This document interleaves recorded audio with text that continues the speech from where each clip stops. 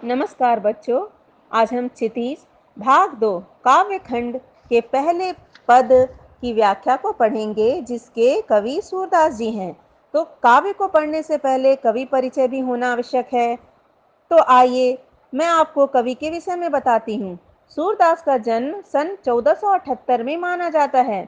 एक मान्यता के अनुसार उनका जन्म मथुरा के निकट रुनकता या रेणुका क्षेत्र में हुआ, जबकि दूसरी मान्यता के अनुसार उनका जन्म स्थान दिल्ली के पास सिही माना जाता है। महाप्रभु वल्लभाचार्य के शिष्य सूरदास अष्टछाप के कवियों में सर्वाधिक प्रसिद्ध हैं। वे मथुरा और वृंदावन के बीच गऊ घाट पर रहते थे और श्रीनाथ जी के मंदिर में भजन कीर्तन करते थे। सन 1583 में पारसौली में उनका निधन हुआ। उनके 3 ग्रंथों सुरसागर, साहित्य लहरी और सुरसारावली में सुरसागर ही सर्वाधिक लोकप्रिय हुआ। खेती और पशुपालन वाले भारतीय समाज का दैनिक अंतरंग चित्र और मनुष्य की स्वाभाविक वृत्तियों का चित्रण सुर की कविता में मिलता है। सुर वात्सल्य और श्रृंगार के श्रेष्ठ कवि माने जाते हैं। कृष्ण और गोपियों का प्रेम सहज मानवीय प्रेम की प्रतिष्ठा करता है। सुर ने मानव प्रेम की गौरव गाथा के माध्यम से सामान्य मनुष्यों को हीनता बोध से मुक्त किया, उनमें जीने की ललक पैदा की। उनकी कविता में ब्रज भाषा का निखरा हुआ रूप है। वह चली आ रही लोकगीतों की परंपरा की ही श्रेष्ठ कड़ी। पाठ की रूपरेखा कुछ इस प्रकार है।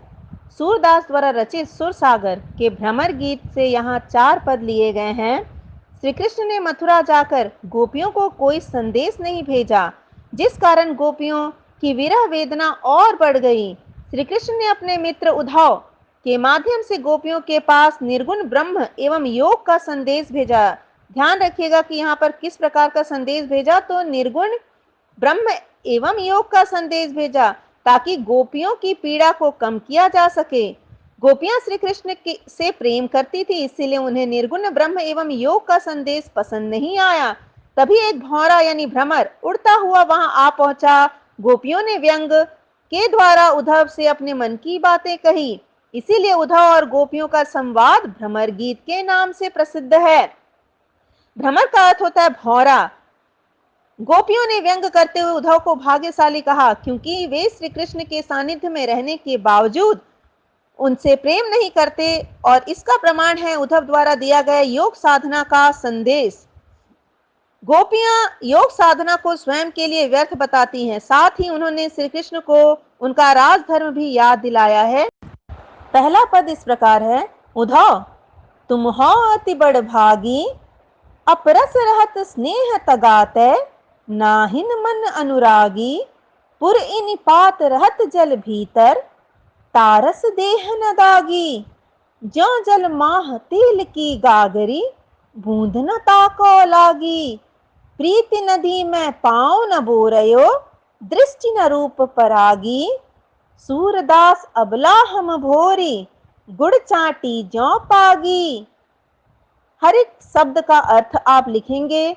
उद्धव, उद्धव को कहा गया है अति बहुत। बड़भागी का अर्थ होता है भाग्यवान। अपरस अछूता। स्नेह प्रेम है। तगा यहाँ पर धागा को कहा गया है। नाहिन नहीं। अनुरागी का अर्थ प्रेम से भरा हुआ है। पुर इनिपात, ध्यान रखिएगा, पुर इनिपात कमल के पत्ते को कहा गया है। दागी का अर्थ होता है दाग या धब्बा। ज्यों जैसे। माह यानी बीच में। ताको उसको। प्रीति नदी यानी प्रेम की नदी। पांव यहाँ पर पैर को कहा गया है। बोरयो का अर्थ डुबोया है। परागी यानी मुग्ध होना। अबला बेचारी नारी को कहा गया है। भोरी भोली कहा गया है। गुड़ चाटी ज्यों पागी, जिस प्रकार चींटी गुड़ से लिपटती है।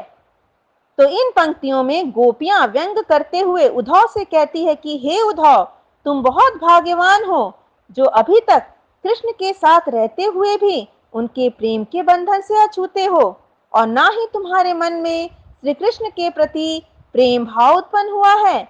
गोपियां उद्धव की तुलना कमल के पत्तों व तेल के गागर से करते हुए कहती हैं कि जिस प्रकार कमल के पत्ते हमेशा जल में ही रहते हैं, लेकिन उन पर जल के कारण कोई दाग दिखाई नहीं देता, अर्थात वे जल के प्रभाव से निर्लिप्त होती हैं।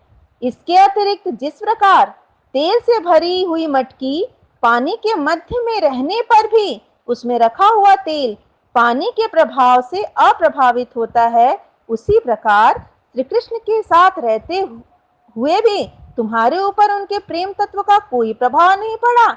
आगे वे कहती हैं कि तुमने प्रेम रूपी नदी में कभी पांव नहीं डुबोया है और ना ही तुम्हारी दृष्टि कृष्ण के रूप सौंदर्य पर मुग्ध हुई। लेकिन हे उद्धव, हम तो भोली भाली अबलाएं हैं, हमें तो तुम्हारी तरह कोई ज्ञान नहीं। जिस प्रकार चींटियां गुड़ से चिपक जाती हैं, ठीक उसी प्रकार हम भी श्री कृष्ण के प्रेम में उलझ गए हैं, लिपट गई हैं।